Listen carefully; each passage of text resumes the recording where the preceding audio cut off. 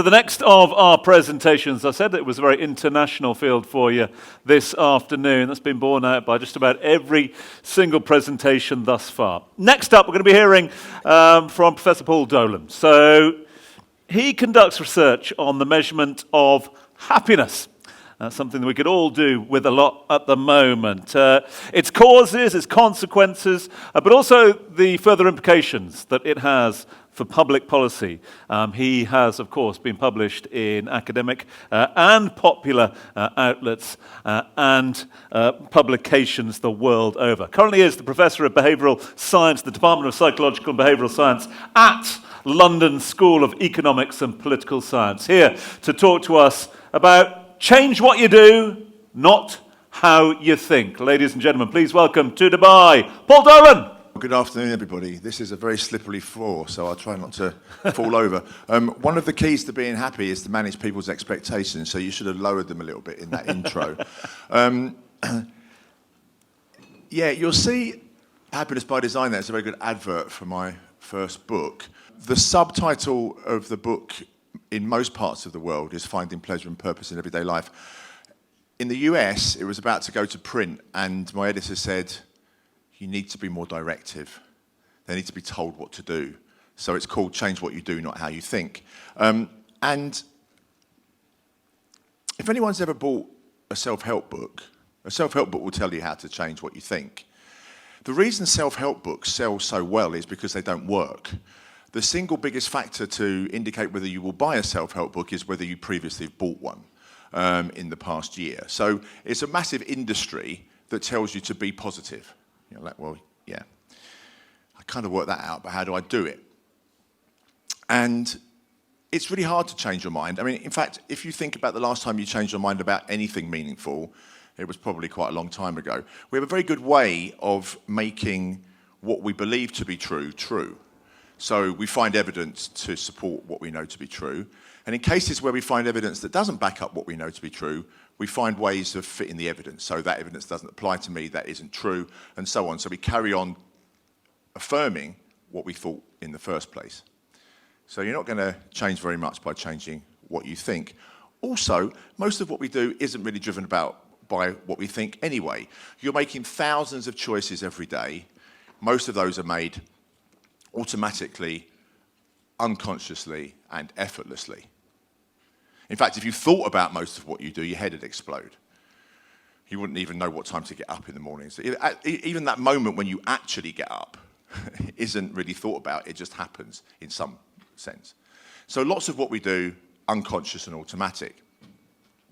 So if you're going to change anything fundamentally important in what you do and how you act, or how your citizens think and act and behave, you need to design environments differently. You have to change the context within which people behave, the situations, the environment within which people act to change behavior. It's a much more effective way to change your own behavior, and especially to change that of large numbers of people. And the key to all of that is the thing that holds your life together, is attention. It's the glue that holds what you do and what you think and what you feel together. Now, it's really significant, isn't it, that we use the word pay attention. Well, two words actually, pay attention. When you pay attention to one thing, you necessarily are unable to pay attention to something else. And actually, much as many of you might think you can multitask, you can't.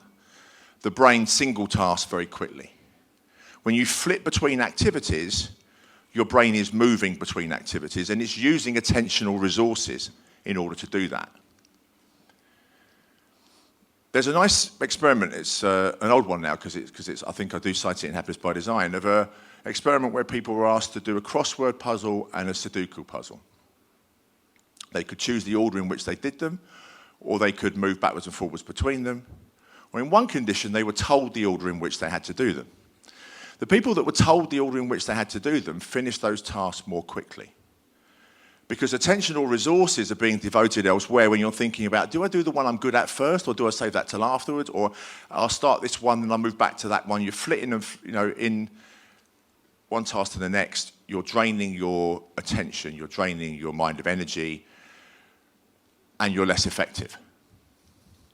So paying attention is clearly important. Paying attention in ways that enable you to be effective is clearly important. And I know we've heard a lot today about the wonders of tech, and of course, tech is wonderful, but it's really distracting. And when you get distracted by your phone that hasn't vibrated but you think it has, or the need to check TikTok for 4 hours on end, you are draining yourself for attentional energy. So what's really important is to think about ways in which you can take a break, because that's an organized way in which your brain can go off and wander and do other things, rather than to get distracted, which is an interruption of the flow of your experience. So, coming back to happiness, I was billed to be talking about happiness. I haven't actually mentioned happiness yet, or very much. So, the key to being happy is to convert the inputs through the production process of attention into units of happiness. People will ask questions like, does money make you happy? Well, it depends. It depends how much attention you pay it, right? Poverty makes people miserable because they're paying attention to not having much money. If you get a pay rise and you pay attention to it, it makes you happy. If you get a pay rise and you keep paying attention to it forever, it will make you happy forever. The problem, of course, is that we don't pay attention to most things for that long. Most things that are initially novel and exciting wear off very quickly, and a pay rise is a really good example of that, because the moment you've got the pay rise, you encode it, you find ways of explaining it, and it quickly isn't enough money again. So there's quick adaptation to most of the things that happen to us in life. And we're not very good at being able to predict that. We're not very good at being able to forecast the long-term impact of most of what happens to us in our lives. We're not so bad at being able to predict the short-term impact, like the pay rise will make me happy for the first day, which is true, it will, but not that you will quickly adapt and withdraw attention away from it towards other things that are then novel and new again.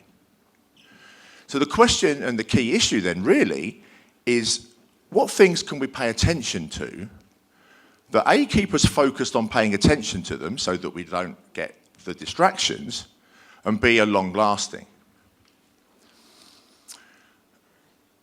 I have one more slide. I have very few slides. Double click. There we go.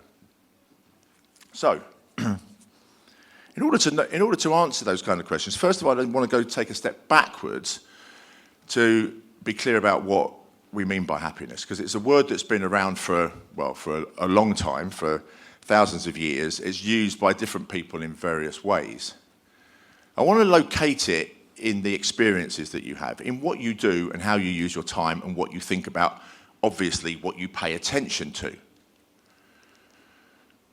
Oftentimes we will be measuring happiness in other ways, though, asking people to think about how well life is going or to reflect upon the stories that they tell about their lives. I talk a lot about those in my second book. Thankfully, I've only got 2 books, so there won't be any more slides.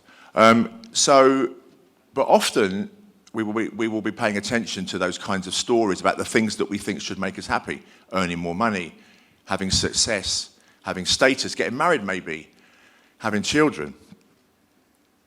All of those things, again, will only make you happy insofar as you're paying attention to them in ways that feel good. And of course, anyone that's got children knows that most of the time you're paying attention to your children, it actually isn't making you feel very good at all. When you have kids, you have long periods of stress, worry, and anxiety, and very few moments of joy.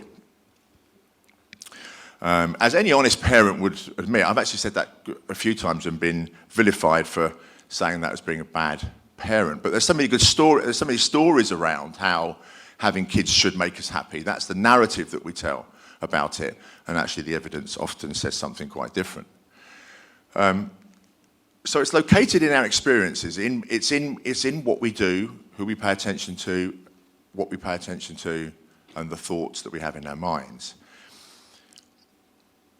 And I argue that happiness is located in a twin set of experiences. It's in the things that we find pleasurable, the fun, the joy, the excitement, and the contentment, and the obverse of those things, which are the worry, the stress, the anxiety, the hedonic experiences.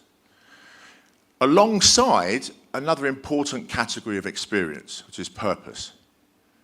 The things that we find fulfilling, the things that we find meaningful and worthwhile. Actually, that's somewhere where children often show up. Right? Having time with your children isn't very pleasurable, but it can be quite purposeful. And the obverse of that, things that we find a waste of time or pointless. So happy lives are ones, therefore, that contain a good balance between things that we find on the one hand pleasurable and on the other hand purposeful. And it isn't for me or anyone else to tell you what that balance should be. Some people will be more driven by pleasure, others more by purpose. But finding the right balance is what each of us needs to do. And it's also not for me to tell you the things that ought to make you happy or that will make you happy, because we're all different. Having said that, I will now tell you the things that will make all of you happy.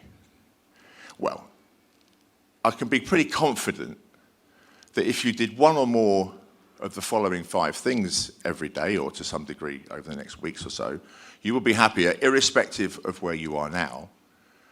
Because all of these things are things that you pay attention to in the experience, that you don't get distracted from, that will make you happier day to day, that will bring you more pleasure, more purpose, or a better balance between them. And they're up there on the slides. Listen to music. Music is actually probably the thing that we've got the best evidence on. Music therapy, for example, lots of evidence, it literally lights the brain up in ways that no other stimulus can. People are not only happy when they're listening to music that they like at the time, it boosts happiness afterwards. Go outdoors, biophilia. Even those of us who come from cities, much as we might not like to admit it sometimes, feel happier when we're in fresh air. Spend time with people that you like being with. Help other people. There's nothing more selfish than selflessness. There's nothing better to give you a buzz about how you feel, even if you don't show off about it, but you just walk a little bit taller when you help other people. Pro-social behaviours are one of the best ways to boost your own happiness. And have new experiences. You know how time for children passes incredibly slowly? When you get older, days and years disappear very fast because children are having new experiences.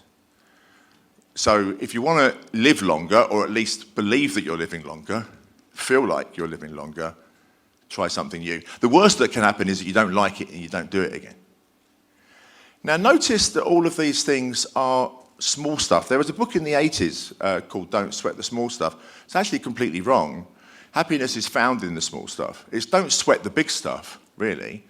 Once you get enough money to live on, once you've got the conditions of your life reasonably well satisfied, and I would suspect that most of us in this room have, happiness isn't found in more of the big stuff.